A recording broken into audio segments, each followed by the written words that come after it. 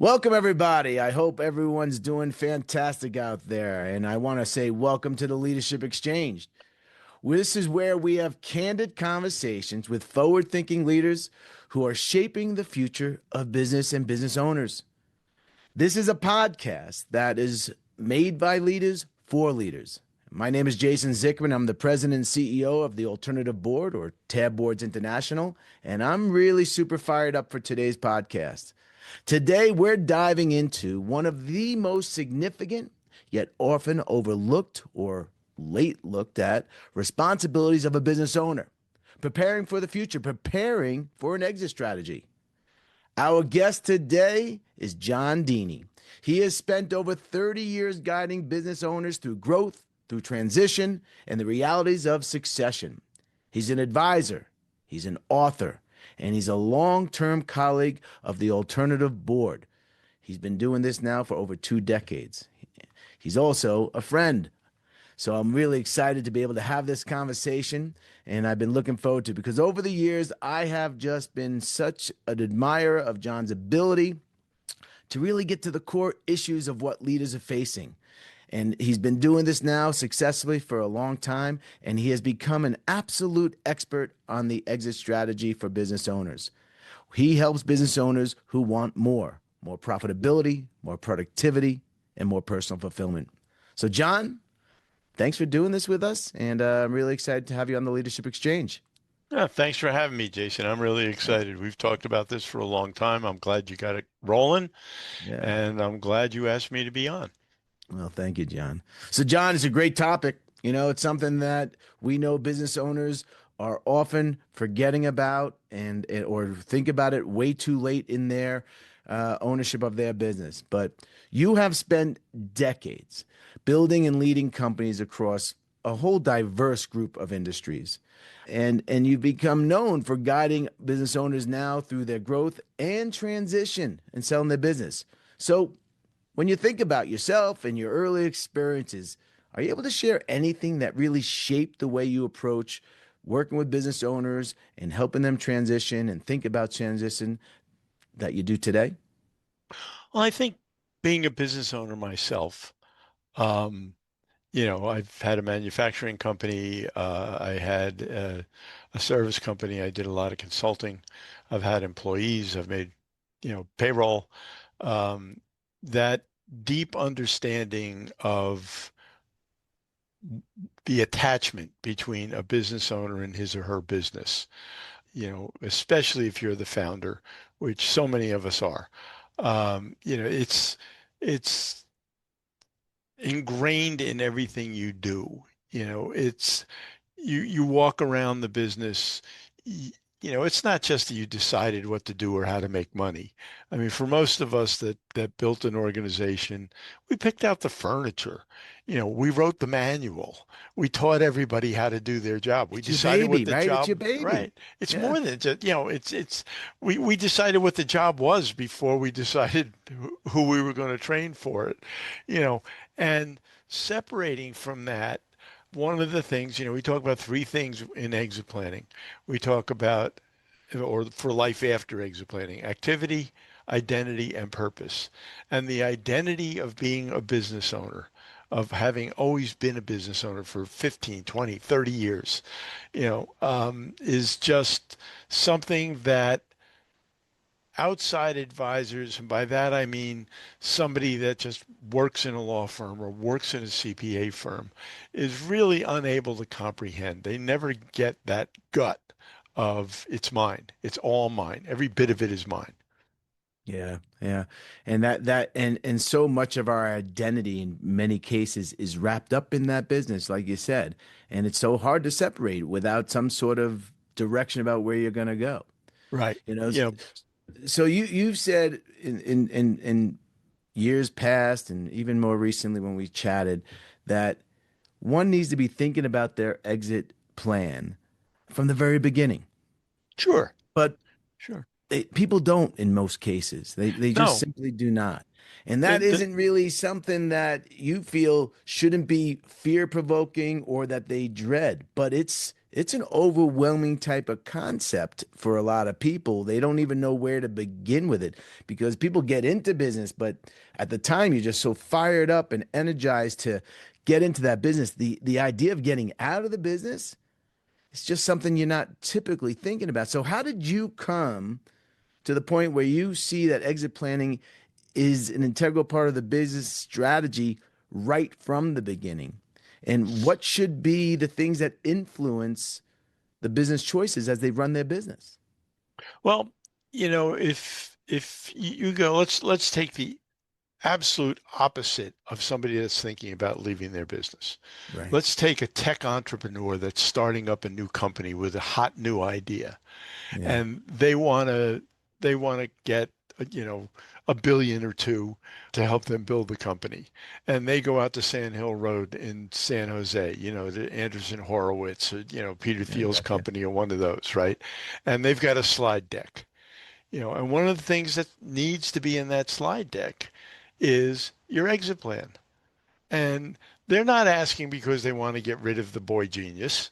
They want you to build the company, but they want to know that you've thought through where the company's going to go. How are you going to scale this?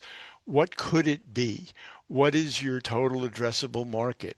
What is your churn rate going to be with customers? It makes you think of all the metrics, all the KPIs that go with a tech company. And if you don't have it, don't take the slide deck to them, Yeah. because they don't want to talk to you. Because So, I guess they also want to know that the business is not dependent on that business owner. Why would they buy it if it was so dependent on the business owner? I would think that would be a part of the questioning that why you'd want to have that in there, no? well, yeah, but for more for the people you and I deal with, owner centricity is much more of a problem.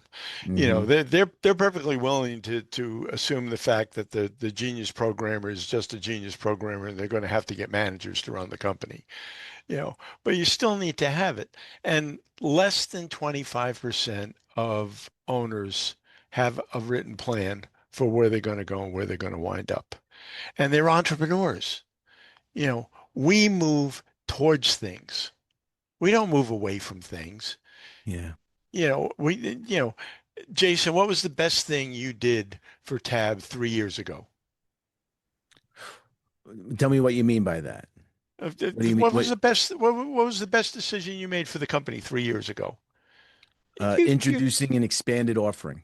maybe, maybe you can Okay. think of it. Maybe you can't. Was that 3 years Okay. ago? Was it 2 years ago? Was it I four don't years know. ago? Yeah, I right. can't remember 4 days ago, let alone 3 years ago. But You know, your point being is what, John? if I ask you what your plans are for 2026 in Tab, you Absolutely. know, because we have Absolutely. goals, we have Right. targets, we have Right. objectives. That's how we work. Right. And to be talking about exiting the company as a final step in the plan, as jumping off the cliff, as the going into the big black abyss of not doing anything, it's not going to work. You can't Sure. plan that way. You need to have goals and objectives. It's what we do. But it's just And so amazing to me, though, how many people, when you bring it up, how they get out of the business, are like, well, I don't know. You also hear from folks that, when I'm done with, when I'm just tired of working it, I'll sell it. They yeah, think it's that right. easy, and it's just not that easy, is it, John? One of the first lessons we have to teach clients and potential clients is it is almost universally the biggest asset they have in their portfolio, right? 50 Hmm. to 7 for most business owners, 50 to 70% of their net worth is tied up in their company, right? And it's the most illiquid asset they have. There's no market. There's no place to go. You can't stick a sign in the front lawn and say, fire sale. I want to be out of here in 30 days. It takes Yeah. a lot of planning. It takes a lot of work. It takes a lot of preparation. And preparation isn't implementation. You know, we call our company the tools we sell to other advisors, we call exit map. Because Right. when you're going on a trip, when you're going on any journey, you consult a map. Nobody confuses that with getting in the car and turning the key. It's a different thing. So you can have it mapped out for a long time before you decide it's time to get in the car and turn the key. You're planning next summer's vacation. You're just planning. That's what you're Yeah. doing. You want to know where you're going to go, what it's going to take to get there, what preparations you have to make, what to pack, how many times you're going to have to gas up, but that's not taking the trip. Nope, not taking the trip at all. You're 100% spot on that. And that exit map, by the way, that you've created is fantastic. So, many business owners hold their companies for years without considering what would happen should somebody want to buy them, or that something might come up in their life early than they think that might require them to sell it. Hmm. So, when was it that you started helping owners understand that at some point, this business is something that can and should be sold, and that should be a big part of their vision? And how did you help them shift that perspective to really start thinking about this is essential for you to be able to do that? Because that statistic you just said, 50 to 70% of their net worth is in their business. And it's Hmm. not, that's a sobering statement, right? Yeah, we make, me, Jason, you're from New York, I'm from New Jersey. We make snarky comments all the time. That's what we do. We're professionals at it. You know. I'm a So Colorado now. I've softened. I'm much more gentle. so, you know, and one of the things we say is, it's only the most important financial decision of your life. It's only funding your retirement. And there's 7 ways to leave your business. 6 of them are head first, but you will leave at some point, no matter what. Yes. Yes. Better to do it on your terms. So how did I get started in it? Well, I had a large tab franchise. We Yeah. had a lot of members, and I had a number of people running tab boards under my franchise. And one of them was a business broker, and he bought one of his listings. And by the way, smart guy. He built it from 8 to $60 million and sold it about 6 months ago. Beautiful thing. Yeah, it's lovely. But and he became a tab member after after he stopped facilitating because he bought this business. He became a tab member so that he had a peer group to work with. But so I took over his business brokerage. It looked like a good side business, working with business owners. And so I started getting the phone calls. I'm ready to sell my business. I'm ready to sell my business. I need to get out of here. I'm burnt out. I'm ready to sell my business. And you'd walk in and you start looking at their numbers and you say, oh, you're so not ready to sell your business. You're not going to get a fraction of what it could be worth. You have no idea how long this is going to take. You have no idea how many things you have to fix before anybody serious will look at it. Yeah. You have no idea who the buyers in your class of business are, who the best buyers are. So that's when I started. That's when I started developing tools for me to be able to assess the businesses and help the owners get better. Brilliant. Because it was just an offshoot of what we were doing in the peer group, right? It Right. was just helping owners do better.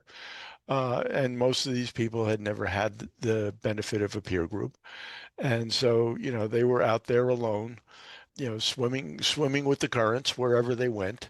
And they we have a saying in brokerage that's very widespread.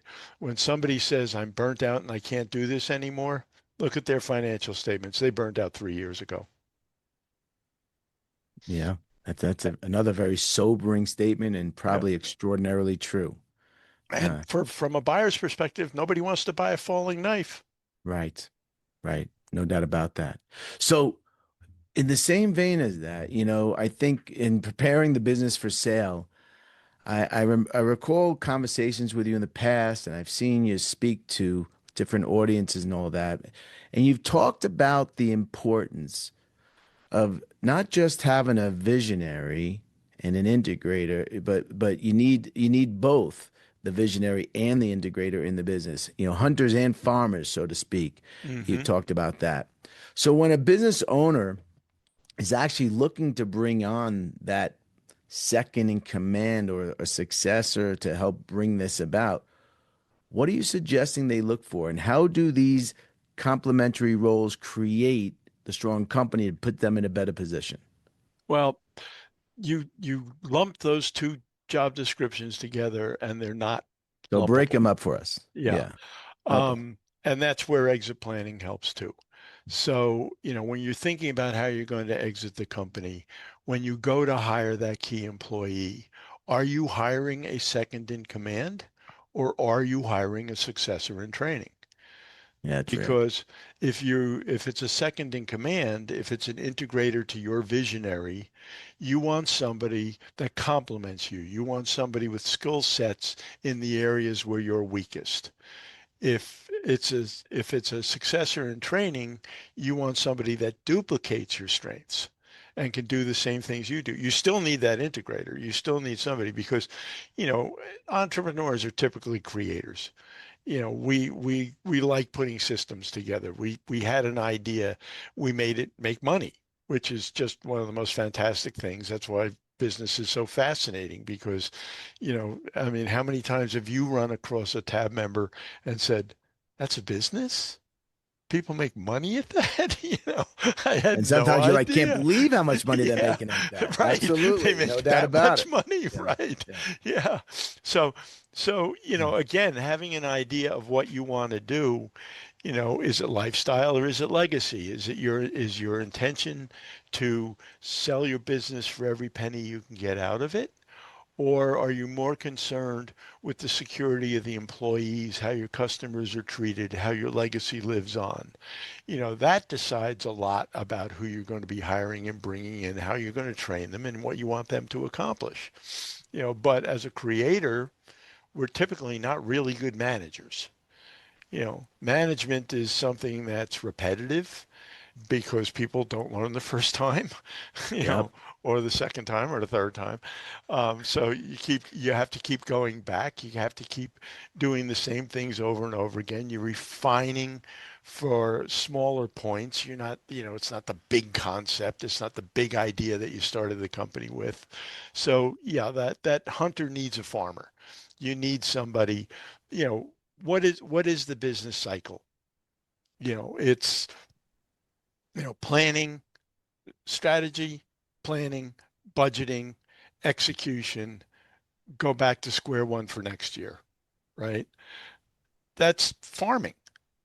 That's farming for That's sure. For cultivating, sure. planning, growing, harvesting, right? That's farming stuff. It's the hunters that go in a straight line and they don't double back and they don't want to do the same thing multiple times. And, those are great entrepreneurs, not great managers.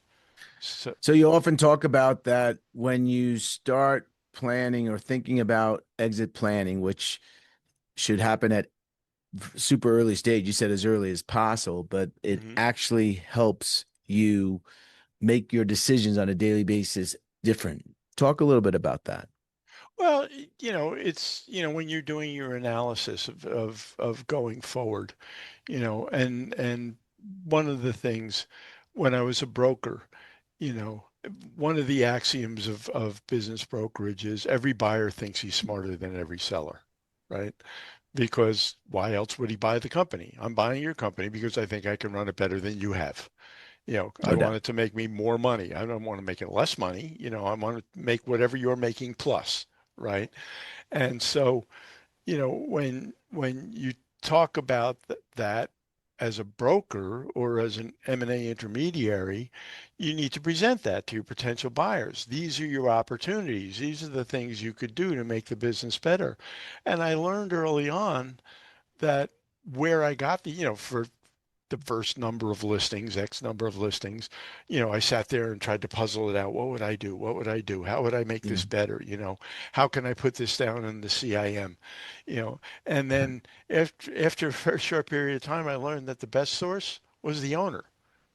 If you bought your company tomorrow, what could you do to make it better? They know. They know. They just Absolutely, haven't they done know. it. They say, well, I They could didn't I have could the add a new energy, the money, line. the Yeah, resources, yeah. whatever it might be. Yeah. More time, more employees, hire a sales manager, expand my territory. They had all the ideas. All I had to do is write down what they said. Right. No, it's great. It's great. That's good advice for everybody.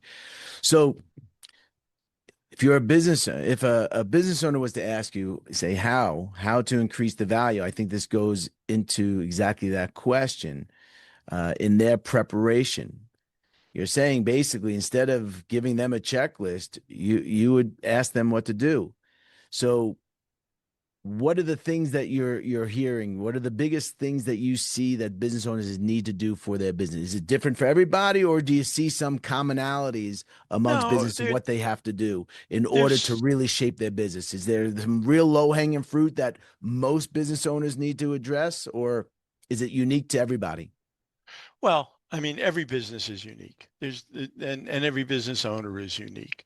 Even if I take three, you know, apparently identical companies, the fact that their three owners are different means they're going to be run differently. They're going to have different objectives. They're going to have different ways of approaching things. But, you know, what the business owner needs is information. They usually don't have the options. They don't have somebody to walk through, and that's what I do. That's my purpose, and that is how we approach it. Okay, if you did this, how would it come out? What do you need to have happen? What is the value gap? When you're talking about enhancing the value of a company, well, where do you need it to be? Many times they're shocked because when they sit with a financial planner and figure out what their personal lifestyle, what they want it to be after retirement, they're there. They have no idea. I can't tell you how many times I've sat with an owner and had him say, "Well, I didn't realize this, but I guess I don't need the money. I've done well." And that, well, again, knowing those options, knowing that squeezing every dime out of the transfer changes their exit planning. Well, maybe my employees could do well with this. Maybe some of my best people deserve the same opportunity I got 20 years ago. Maybe, or my family. Maybe my kids don't have to pay me for the business. I don't want to give it to them, and spoil them rotten and make them entitled, but, maybe just enough to kind of keep them honest, you know. Yeah, yeah. Um, so, again, walking through that process of saying, well, if I do this, it'll come out this way. If I do that, what would be different? And you typically, especially entrepreneurs, we don't think of two or three different things that we think of one and we go execute it, you know. I was just about to say that to you, John. I'm like, I think the such a great benefit is you don't even know what possibilities are, or how to even think about it, or imagine how you might want to exit the business and what's critical for you. So when does someone engage someone like you? When should someone bring a professional into this conversation? Because maybe that, if you're saying start with the end in mind, or, you're going to exit in 10 years from now. I mean, what's the timing that people should actually engage a professional, bring them into the conversation for exit planning? And how do you do they even want to talk to you if you plan on exiting in 10 years? Are you wasting people's time? Are you wasting your time? What is the real best practice, or this would you advise to a business owner? It's certainly not wasting time at any point. 5 to 8 years is a great time frame. 10 Mm-hmm. is not out of the question. Less than three, you may have trouble doing the things you need to do to maximize your exit. When I say maximize, it's not necessarily financial. It's, maybe it's the ability to get out. Maybe it's, delegating and recruiting and teaching people to do what you do. I'll give you an example right now. I don't do a whole lot of transactions, but I do them once in a while. We're closing one for a tab member. It's supposed to close in 2 weeks and one day. We're closing it before the end of the year. He called me 7 years ago and said, I don't know how I'm going to get out of this business. Why don't you just come down and talk to me? I went down, we went through some exercises, we looked at some things, and at the time, his EBITDA was that's cash flow for people that don't know, um, and his EBITDA was about $750,000 a year. And I said, that's a nice company. You're making, I mean, he was taking a salary on top of that, and he had his car and the other benefits we usually take. And I said, that's very nice. I said, but you understand you're kind of in what I call the neutral zone, the old Star Trek thing, And he said, "What do you mean?" I said, "Well, you're too expensive for an individual buyer to be able to take over your company. Mm, They can't come up with the financing." I said, "But you're too small for the professionals to be attracted. They don't buy anything under about 1.1, 1.2 is when they start looking at it."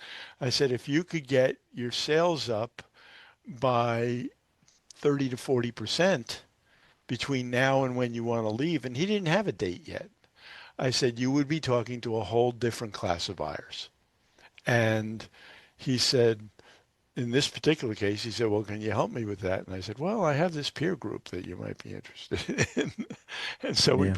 we put him in a tab board. He's been in the tab board for 7 years, and we're going to close it. And his EBITDA is now about 1.5, and Oh, wow. he's getting a nice multiple of that. And he's very, very happy, but he didn't even know that that's where he was and that's the problems he was going to face, and he didn't have a date.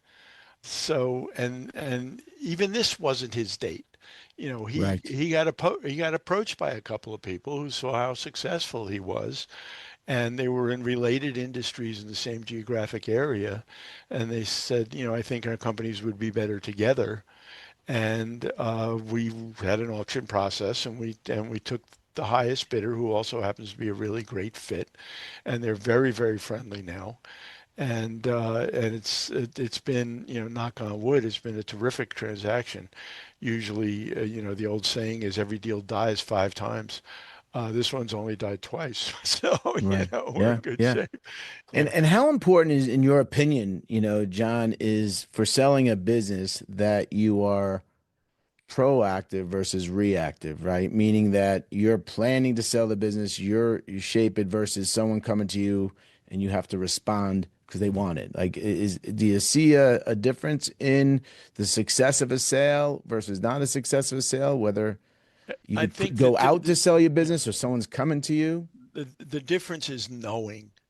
The difference is knowing. Again, it's planning. I seem to be harping on that, but it's true.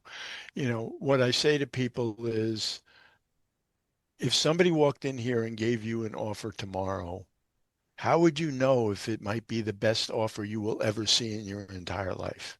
You have no frame of reference. You have no judgment. It's just a number. Is it a good number or a bad number? You don't know. you know, unless, I mean, there's some businesses like insurance agencies and payroll services and stuff where, it's pretty set. Everybody knows what those companies sell for. Right. But most of them, the one of the professionals in this business that leads one of the organizations says that about 2/3 of the value is going to be based on intangibles. Do they like your market? Do they like do they like your vendors? Do they like your customers? Do they like your staff? Do they like, that's going to have a whole lot to do with how they judge your bottom line. Sure. Absolutely. So, you've also said in the past that the best way to start educating yourself is to make sure you're not isolating. You don't put yourself in an isolation place, but with peers who are facing similar challenges. So you talked about the peer boards you've been running for decades at this point. How have peer groups, in your opinion, shaped the leaders that you work with? And why do you feel that that type of community is so important to someone who wants to lead this charge, run a business, and ultimately exit successfully? Yeah, let me quickly tell you a story out of one of my peer boards, out of one of my tab groups that is just so true.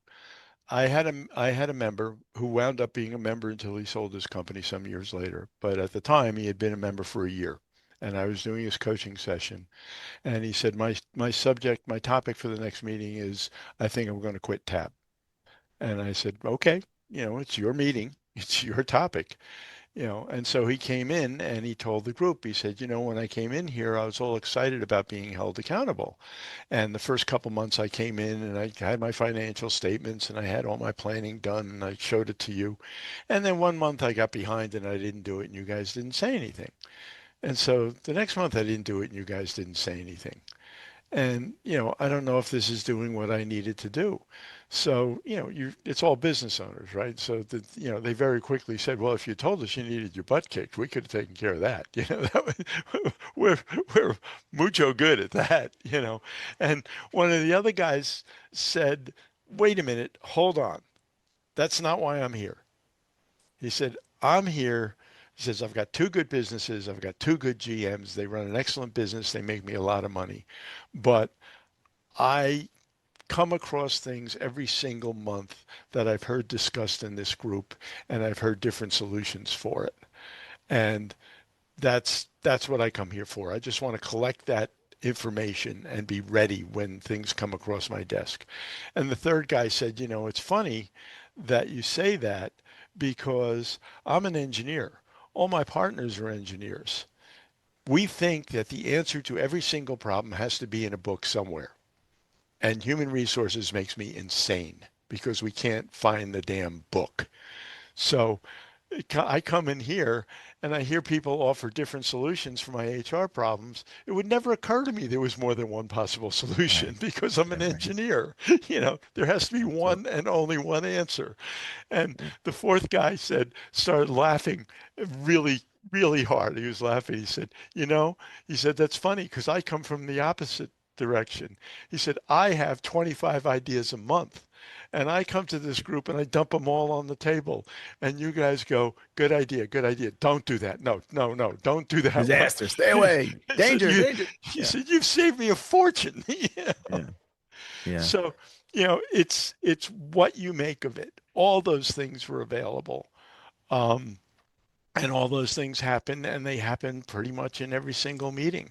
So, when you And I guess say and the bigger and even the larger statement is none of this would happen in isolation, right? no, It just no, and that's the biggest mistake. yeah, You gotta surround yourself with the people who are traveling that same heroic journey as they are. So yeah, yeah. yeah. So you say Appreciate you that say story. why should they join a group? What will they get out of it? The answer is it depends. What do you want to get out of it? Yeah. And you Because kind of touched on that a little bit earlier too, and I should have jumped on it then, but I'll come back to it now. You know, you talked about they have to think about what their personal goals are first. mhm. And that really, really does influence the decisions that they make for the business and whatnot. So why is that so damn important?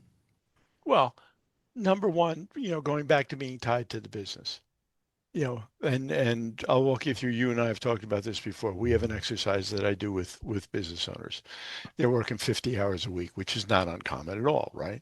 No. And I say, what are you going to do when you're not working 50 hours a week anymore? Oh, I'm going to play a lot of golf. Okay. How about Tuesday and Thursday, 18 holes? Yeah, that'd be great. Okay. That's 10 hours, 40 hours left. What are you going to do for the other 40 hours?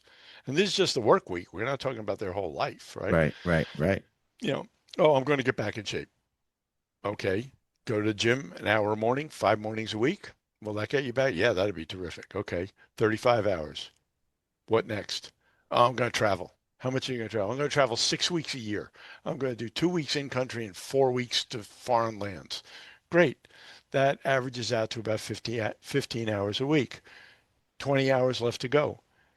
And you know what? You don't look like the kind of guy that would enjoy 4 hours a day of daytime television.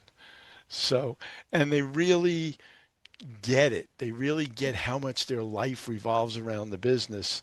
And the statistics are there. You've heard them before, and there's multiple surveys that show 75% of owners are pretty unhappy a year after they sell their companies. And Yeah. that is the number one reason. They don't know what to do with themselves. They don't have a purpose. They don't have a thing. As one of my owners, as one of my owners said to me after he sold his company, he said, I had he sold it to a much larger company. He had an employment agreement, which by the way, he didn't work all the way out because his boss was a jerk and he never had a boss before. So, he wound up they were paying him a lot of money. He didn't care. He says, I'm leaving it. I'm going.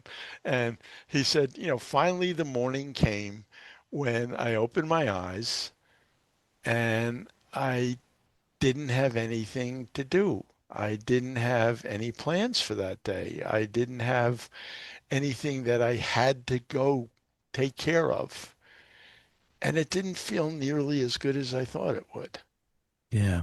We are But driven by purpose, and you have to have yeah, purpose. So when you talk about personal vision, which is very important to tab members, you know, 100%. when you talk about personal vision, it's critical that you have a personal vision that encompasses not working 50 hours a week. It's really fantastic advice, John. So, for people listening to this now, they're like, all right, I got to start thinking about this, and I got to find somebody who could help me think through this because it's really difficult to think through this. You really need someone to challenge your thinking and push and know what questions to ask. What how do you go start by looking for an advisor? What do you recommend that you do when you to find the right type of advisor? I'm sure there are a lot of people out there who say they will help you and do this, but how do you know if it's the right person for you? How do you know if it's the right person for your business? How do you know that it's a good fit? What do people do? Um, well, in the past few years with the mass exodus of the baby boomers, there's a lot more people with certifications. There are three certifications in the industry. I believe I'm still the only person in the U.S. that has all three. You don't need all three, but all three of them have one thing in common. They preach that it takes a team. you know, Nobody has legal expertise and tax expertise and operational expertise Yeah. and personal financial planning expertise, and it's going to require a team of advisors. So first you can look for a certification or look for somebody that advertises that they help business owners. Your average CPA doesn't know how to do it. Your average attorney doesn't know how to do it. And I'm shocked at how many business owners still say, I have an attorney. Well, what kind of attorney? He's an attorney. What difference does it make? He does law stuff. Um, so, True. and then when I interviewed them, I would ask who else is on their team, who they commonly use for the areas where they don't have expertise. And if they say they do it all, don't walk, run to the door and keep running it because nobody can do it all. That Mm, people have to have excellent others that they advice. play with. Excellent advice, John. Really is. So I can imagine that for folks listening to what we're talking about today, and they're getting those jitters because shoot, I should have done this. I think I'm late. Are you too late? How does someone engage and whatnot? And how do you help someone process like it's not too late or what can they do in order to get this thing moving along for themselves? Well, it's And it's never too late. I mean, when I was a broker, I used to get, there's impractical, but people would call me up and say, can you get rid of my business in 30 days?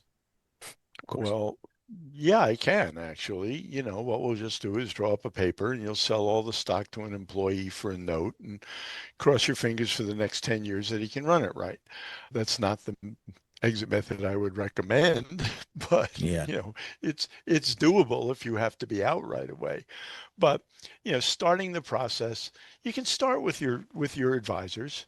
They should know if your CPA doesn't know somebody, your attorney should know somebody, or vice versa, or your financial planner should know somebody. They're around this world enough, and it's you know see what their approach is. Different people have different approaches. You know, um, if you go to a business broker or an M&A guy, they'll tell you that they can help you get ready, but they're transactionally oriented. They're going to get ready to sell to a third party, to be listed and sold. An estate planning attorney is going to concentrate on what they do. I often use the analogy of doctors. Okay, your shoulder hurts. You go to the doctor, say, Doc, my shoulder hurts. Can you help me? What's he going to do? Depends upon what kind of doctor you went to. Could be a neurologist, could be Absolutely. an Yeah. orthopedic surgeon, could be an internist, could be a chiropractor. They will all do something for a hurt shoulder. So that's the first question, is to find one competent person uh, you're comfortable with, and then, you know, talk about who else they work with, talk about your time frame, see if it's practical, um, see what they say. If they jump in with answers without asking you a whole lot of questions, that's another red flag. That's a caution sign.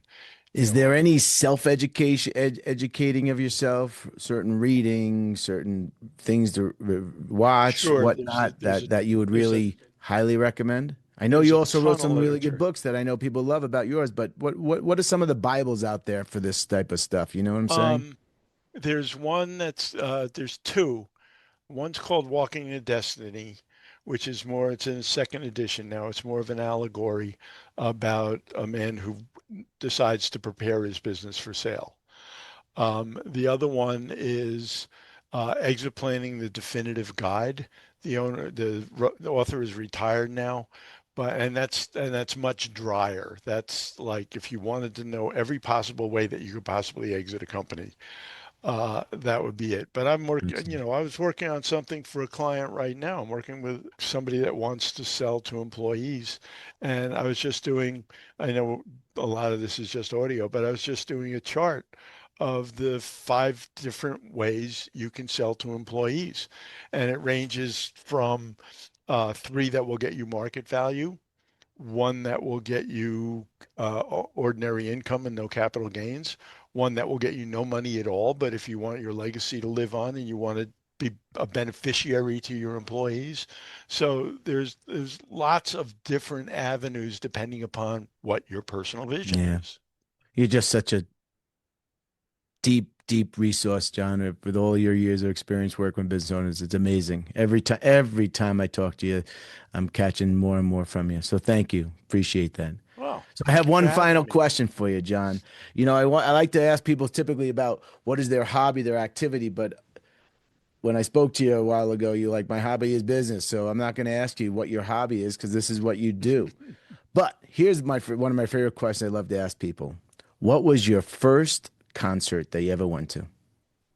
My first concert, gosh, Think back. there was 3 or 4 together Okay. um, in in Asbury Park Convention Hall when I grew up on the Jersey Shore.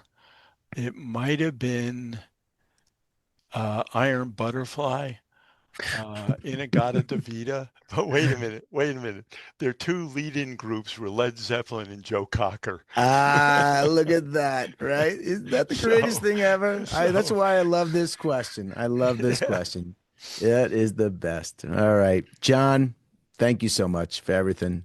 Great. Thank you, Jason, What and you thank what you you for shared what everything you over the shared today years. is so valuable for so folks, and I'm grateful for everything that you did and you spending the time today, and I'm sure everyone who listens to this will be as well. I wish Well, you all the best. All appreciate right. you having me. Appreciate you. Take Take care of care. yourself.